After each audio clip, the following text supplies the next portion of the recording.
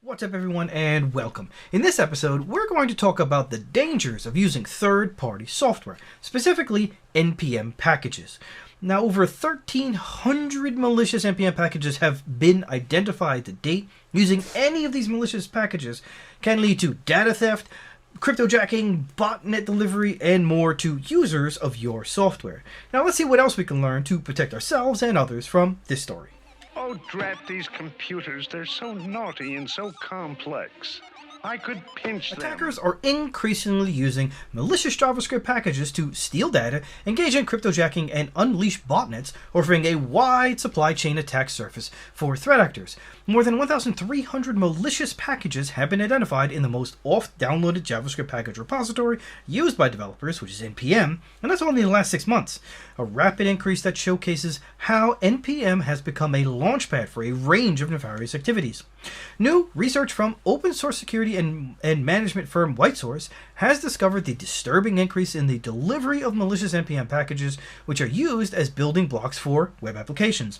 Any app using a malicious code block could be serving up data theft, cryptojacking, botnet delivery, and more to its users.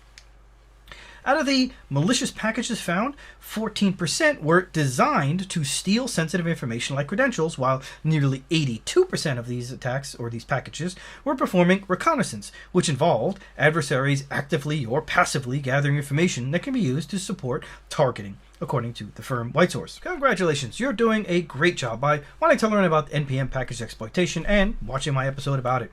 I appreciate your support. If you think I can do anything to improve my episodes, please let me know in the comment section below. And if you haven't already, subscribe to my channel and smash the bell to be notified when I upload new episodes where I give you insights into the newest important cybersecurity news stories like this one. With my insights, you can be better prepared to protect your company, your family, and yourself against these and other cyber attacks. So hit that subscribe button now and let's continue to learn about this story together. Because NPM packages in general are being downloaded upwards of 20 billion times a week and thus installed across countless web-facing components of software and applications across the world, exploiting them means a sizable playing field for attackers, researchers said in their Wednesday report. An average of 32,000 new NPM package versions are published every single month. That's 17,000 daily, and a full 68% of developers depend upon it to create rich online functionality, according to WhiteSource. Attackers are focusing more efforts on using NPM for their own nefarious purposes and targeting the software supply chain using NPM, they wrote in the report. In these supply chain attacks, adversaries are shifting their attacks upstream by infecting existing components that are distributed downstream and installed potentially millions of times. Package registries like NPM also store packages, the metadata associated with them, and the configurations that are needed to install them, all of which represent attack vectors, making it challenging for IT to keep up, especially when the need to track versions of packages is factored in. Even though NPM and other repositories play an integral role in the JavaScript development process, there's a minimum standard of security associated with them, because most of them are maintained and verified by open source communities or consortiums, researchers said. This makes them ripe for exploitation by attackers, according again to WhiteSource. Researchers also described a supply chain attack that they observed in October using a popular NPM library, UA-parser-JS. Now, you may remember I did an episode on this.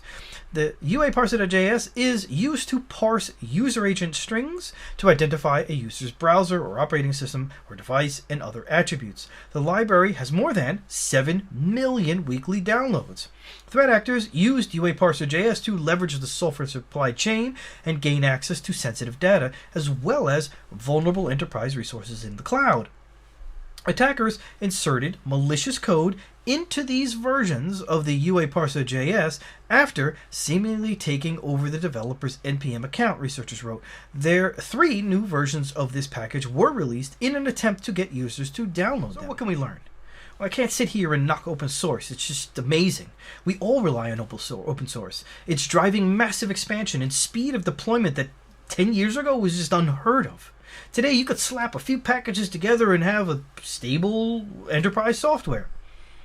Now, I know that's oversimplified, and some executive somewhere is probably going to take that soundbite, or could take that soundbite, play it to his developer team, and they'll laugh me out of the room or roll their eyes and curse me to hell. But I actually don't mean it literally.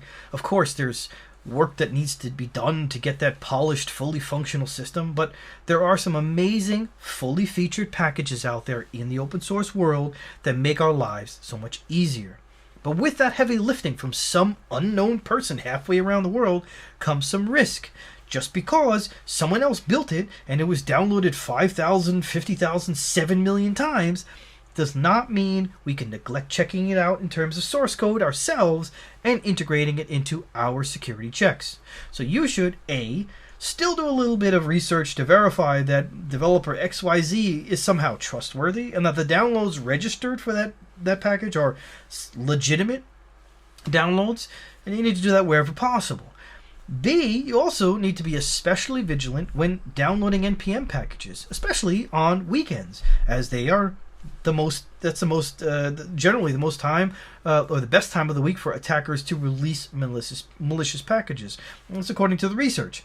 This is likely because less people are working and are out, you're playing with your kids on the weekend, and some hacker is there using your credentials to push out a malicious version.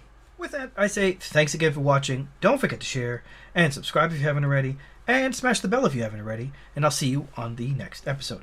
Take care.